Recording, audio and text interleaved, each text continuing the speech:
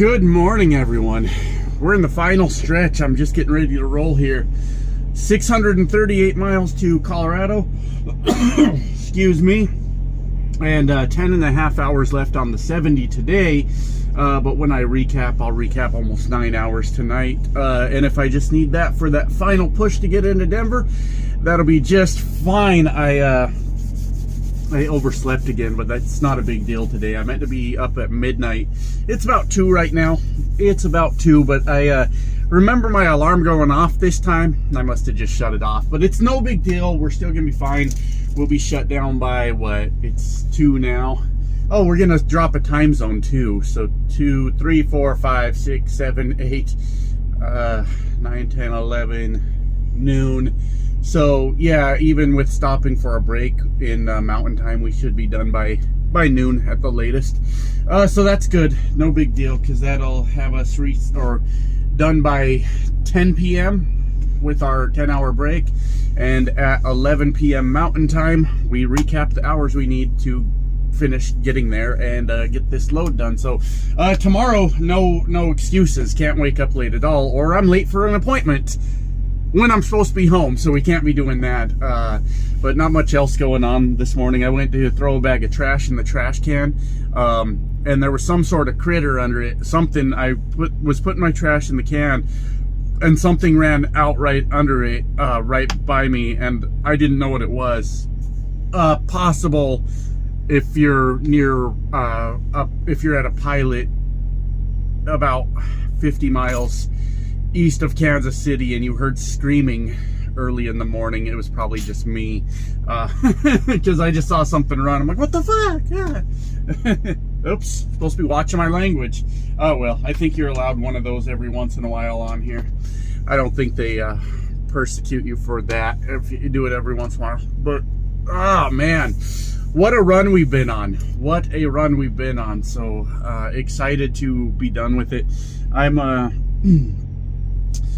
I didn't like the spot that I picked in the truck stop last night, because I'm like, okay, if someone parks across from me or beside me, then I'm gonna have a difficult time getting out of here, right? So I picked a different spot. And funny thing about that, I mean, everybody's got to park a truck, so I ain't judge them, but a car hauler parked next to me, and they can't back all the way in because they're real low, I guess, or whatever. So they tend to stick out a lot further. So now I've got a whole situation to get myself out of this spot, when I intentionally picked this spot so I wouldn't have a situation yesterday. I'll get out, but I'm lucky. The spot directly across from me isn't open, but there's like 4 spots just to the left of that truck, so I can kind of go out there and let the trailer get around him and then swing it left. But if those weren't open, I could still get out, but it'd be a whole thing. It'd be a whole thing. It's a good looking truck too. I don't know that I could drive a car hauler. For one, I would feel claustrophobic with how low that, whatever it is, where the car hangs over the cab, with how low that is, I would feel claustrophobic. I hear if those guys get too close to like some red lights, they can't even see if the light changes. So that's what I hear. I've never driven one. And the cab is real short on them, like the sleeper. So I don't know that I'd be able to drive a car hauler, but it's a good looking truck nonetheless. And I definitely don't want to take the front of it with me. But just my luck, I guess. I actually thought about, oh, well, I don't want to park over there, because if somebody parks on this side or somebody parks straight in front of me, then I'll have a hard time. And, well, I wake up and I'm in the same situation anyways. That's just how she goes, though. So not much else going on today. Well, you know, we're going to blast through Kansas. Just got Kansas City, baby, and then it's just run all the way home. Not quite enough time and not quite close enough to be able to. I was going to go home today, like around noon, and then jump back in the truck tonight and then head down, deliver, turn around, go back home. But I don't think I'm close enough to do that. Because where I'm delivering, Aurora, Colorado, is east side of Denver, right as you come into Denver. And then to get to my house, you have to go through Denver and then add another 50, 60 miles on top of that to get there. So I don't think I'm close enough to do that. So unfortunately, I mean, I'm happy to be going home, but I could have spent basically a whole extra day there, and I'm not able to do that. It don't look like. I'm looking at these new cars on the car hauler here. That Jeep's pretty sharp looking, if I'm being honest. You know what? That's how it goes. No big deal. I guess I don't have much else right now. I'm just gonna finish getting ready to go. Take some headache pills. I've been out for a few days, and I just grabbed some more. So definitely need to clear up the aches and pains in this old man's body. And other than that, hey, it's just get out there and run, baby. Get out there and run. So I'm going to get started on that. I'll let you guys know where we're at a little bit later. And see if I have any final thoughts for the day at the end of the video. We'll see. I may be all out of final thoughts for the week, but talk to you guys in a bit either way. All right, let's see what we got going on here. It's about 6:30 in the morning, so we've been at it for about 4.5 hours now. 350 miles to my stop and 6 hours left on my drive time today. Love it, but I'm tired. This flipping the schedule has really wore me out. Man, it's been tough. So we've got us a rest area up here, and I'm wondering if they've got any spots for me to park, get about an hour nap, and get back to it. Oh, this has been rough, but worth it. I'll get home. That is always nice. So let's go ahead and check this place out. See if they got any place for me to park this truck. Oh yeah, it looks like we've got room. Looks like we've got room already. Let's see what we can do here. I am ready for a nap. I like driving across Kansas, man. Once you get out past Kansas City, just easy money. It's a lot like Nebraska. Nothing to it. Just get out here and cruise and see what you can find. Now, I don't want to park behind this guy because there's just not enough room. I'll be blocking the exit here. So I'm not actually sure if there's room here. Maybe I'll kill those jakes, huh? Come screaming into the rest area. But yeah, I'm not actually sure if there is room here. But I would sure love a nap. Oh, that would be nice. So let's see what we got. We might be out of luck on this one. Let's see in front of this flatbed if there's any space. Not enough space here to squeeze between the RV and the, yeah, I think I'm just out of luck on this one. Unless I wanted to make life harder on that flatbedder and park in front of him. So, hey, that's how she goes. We'll just keep on rolling. Find us a spot here in a little bit. Take us a nap. Wish I didn't get myself slowed down for that. But, hey, you know, maybe here in a half hour or so, these will start clearing up. Or maybe I'll find a truck stop or something. But it is definitely nap time for this old man right here. Definitely that. Well, back to the road we go. See what we got. What's going on, guys? How you doing? It's still super early in the morning. Well, it's 8:30, but I've been up going since about 2, and good news, I think I'm actually going to be able to make it to the truck stop near my house, and then from there I can spend the rest of the day and evening there, head back to the truck, do this delivery, and then head back and then stay tomorrow night at home. So I think that's all going to work out. Worst case, I'll have to do like the last 10, 15, 20 miles on PC, but I'm heading away from my delivery at that point. I've already passed it. Sounds pretty personal to me because I'm trying to go home. So hey, we'll beg for forgiveness later if that's not going to be okay, but I'm sure it'll be just fine. So means I got to get a video wrapped up pretty soon, because normally I work on these throughout the day, and there's just not much day left at this point. I'm maybe 4 hours away from being able to do that. So day's about over. So I watched a video this morning from my, let me grab my vape here, from a buddy of mine here on YouTube. I am by far the worst friend on YouTube. I'll text you once a year or call you once a year.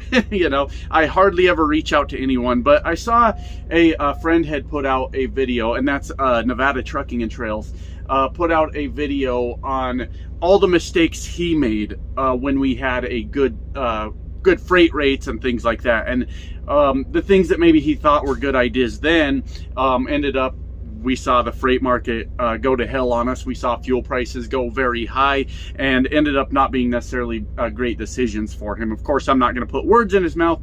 That's just kind of what I took from it. So I went ahead and shot him a text, said, hey, I'm going to borrow your idea because I kind of like this discussion also, which I've talked on these things to a point already, but it's such an interesting thing to talk about with everything that's going on. So he did not respond with the text back, so we'll beg him for forgiveness later also. I don't think there's a monopoly on ideas and thoughts and things like that. So thanks, Nevada, for giving me the idea, something to talk about.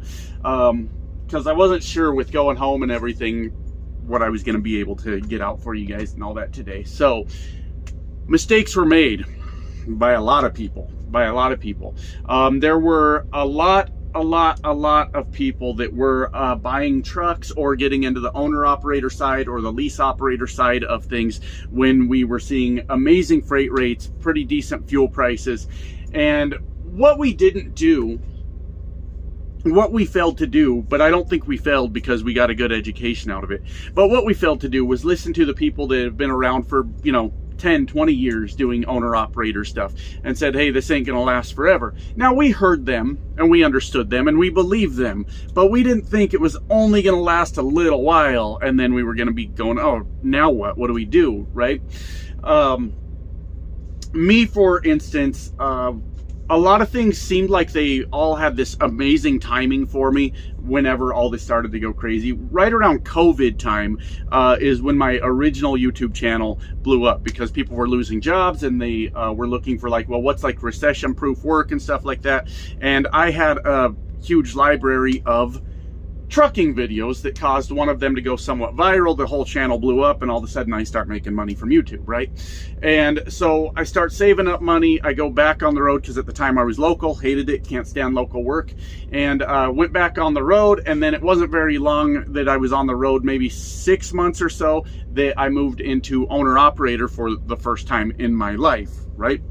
And it was pretty amazing. I bought that, it was a 2018, I think, Cascadia. I bought it from GP Transco.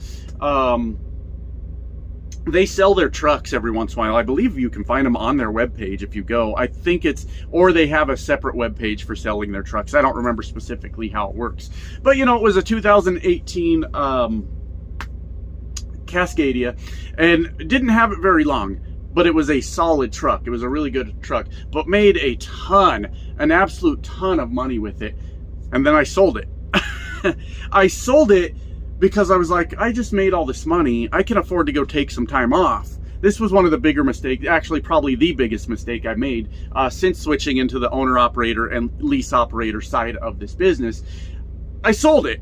And I said, man, I'm making all this money. I've got all this money saved. I'm going to go take some time off. And I did. I took 6 months off where I did nothing at all. I just kind of hung out around the house, did some live streams here on YouTube, made some videos for YouTube, and did not much of anything at all. Then when I started seeing, okay, that money's starting to run a little bit low, I went and bought the, I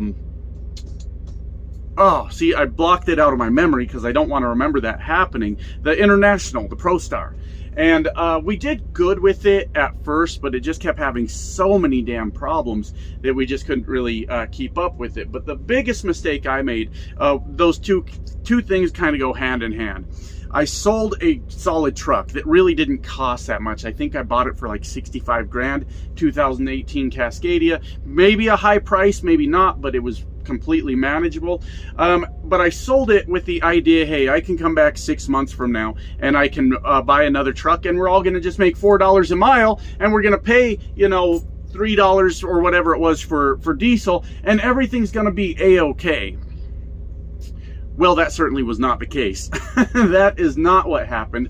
For one, just the repair bills constantly on that truck, and then eventually the freight market started to come down and the fuel prices started to come up, and those two things weren't making sense anymore, and it was a clutch, guys. Of all the things, I believe it was a clutch. I'm not really sure, because I just took it to the dealership, said I'm done.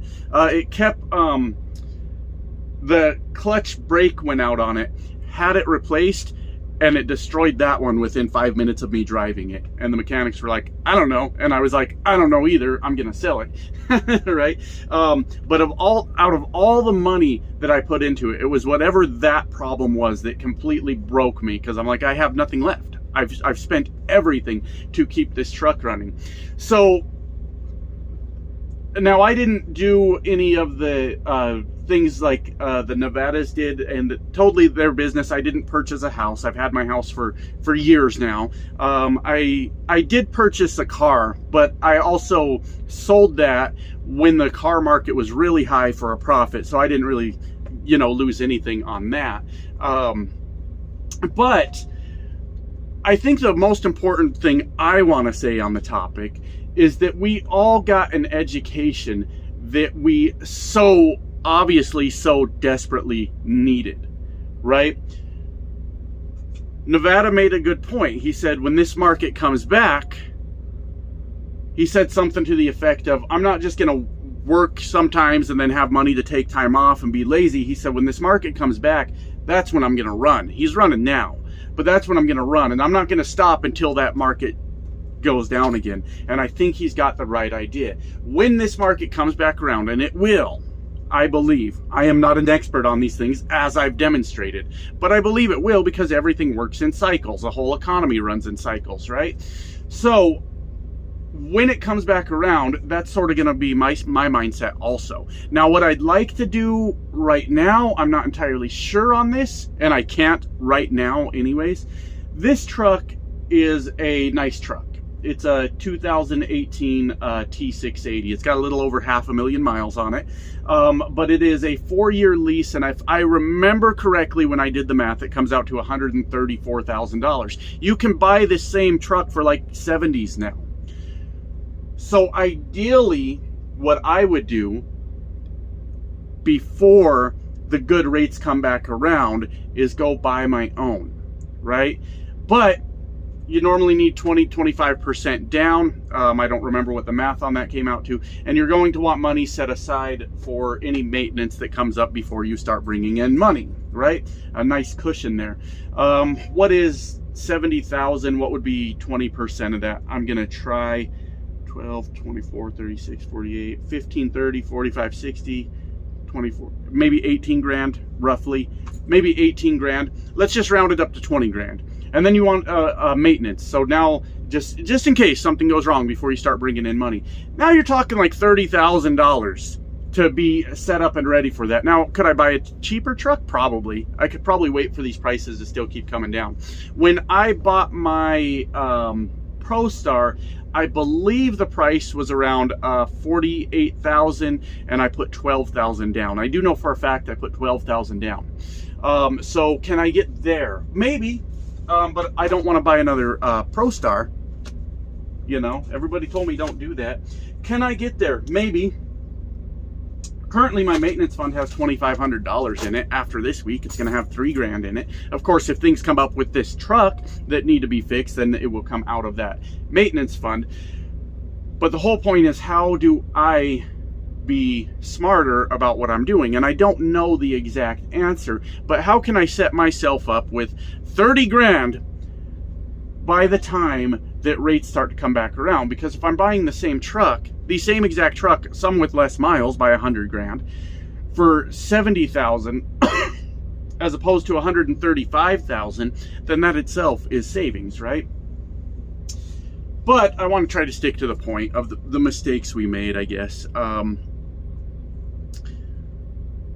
I have heard plenty of older owner-operators talk about how the market does get bad. It will get bad. My understanding of what they meant was where I screwed up, right? Had they told me that we would be like right around $2 a mile and we're lucky to get it, they probably did tell me that, if I'm being honest with you. I still would have looked at that though and been like, well, $2 a mile isn't that bad, because you can still gross, 5, 6, 7 grand a week, especially on those weeks you run hard. You can do that 7 grand. That's not the worst thing ever. But I think what a lot of us didn't anticipate was fuel prices just going through the roof on us, which is making everything more manageable now, because they're starting to come down to a decent level, right? We can all live with that. But I guess that's those were really the two biggest mistakes I made, me personally. Three biggest mistakes I made, to wrap that up. Selling a good truck and thinking I could just jump back into it anytime with any truck and do just fine. Buying that ProStar, but continuing to throw money at it, right? That was probably the biggest issue. I kept on fixing until I was like, I don't know what to do anymore. I'm out of money. Maybe $10,000 before that, I could have just traded it in, right? And put that 10 grand down on something and had me a truck. That's a possibility, right? And the third thing, it wasn't that I wasn't necessarily listening to people when they said that it was going to get bad. What I didn't understand is exactly what that meant, right? Because like I said, we were in that $3, $4, $5 a mile, depending where you were. And 2 sounds sustainable. 2 is sustainable, I think, without the crazy high fuel prices. But when somebody experienced says it's going to get really bad, sometimes they're just blowing smoke up your ass. Sometimes they are. Got to be honest with you.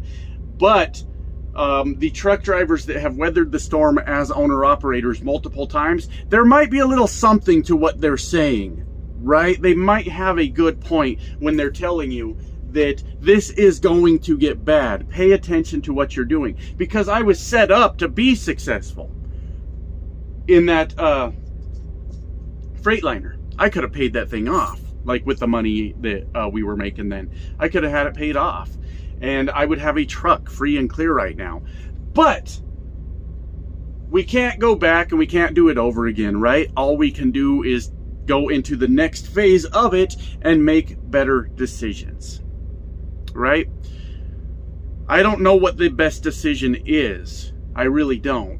But myself personally, there was a time where it kind of felt like lease purchase wasn't and it's not the worst thing ever. There's plenty of people that have made great livings off of it. It's not the worst thing ever. But when truck prices were $150,000, $200,000, and you could do a lease purchase and get the truck for $130,000, okay, all of a sudden now it's like, okay, that lease purchase maybe makes a little more sense. Maybe I'll just go ahead and do that. But now with the truck prices back down, and from what I can tell, continuing to go down, that is my goal, is how to get myself back into a truck that I own, and a good truck, and plenty of money set aside to do work on said truck, and you know, maybe less $500 hands of blackjack next time it comes around. Maybe a little bit less of that, right?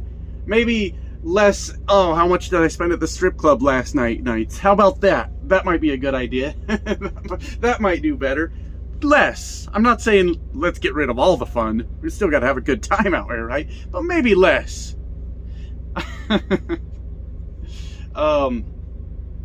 But I guess to wrap it up, because I just don't have much more today. Those of us that just earned an education in what it looks like when the market goes to hell, that's me. Apparently Nevada, according to his video, and probably countless other people out there that learn this valuable lesson. I think that we're going to be better for it next time, guys. I really do believe that.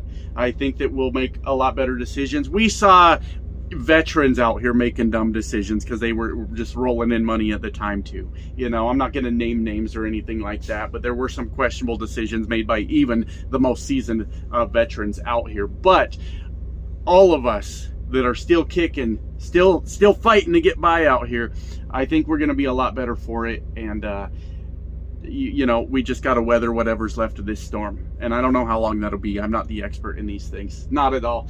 But we'll all do better. We'll all do more to protect our money next time we make it. And hey, I'm excited for it. So that's all I got today, guys. I am so close to being home. I can't believe it. I'm gonna make it today, and then I'll get to hang out through the evening, then go to work, then stay the night, and that works out really good because I can get back to work then Wednesday and still have spent quite a bit of time at home without having to do a full reset. So how do you like that? I like it. I like it a lot. So I'll talk to you guys soon. Maybe stream tomorrow. I might stream tomorrow because everybody's got stuff to do while I will be home. So we'll see. Bye.